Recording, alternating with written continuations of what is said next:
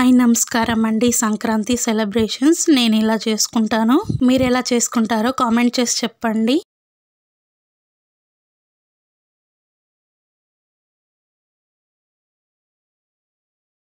దేవునికి పూజ చేసి పళ్ళెం వేసి అందరికీ సంక్రాంతి శుభాకాంక్షలు. మీరు మీ కుటుంబ సభ్యులందరితో కలిసి పండగ చేసుకోండి. ప్లీజ్ లైక్ చేయండి, సబ్స్క్రైబ్ చేయండి, కామెంట్ చేయండి.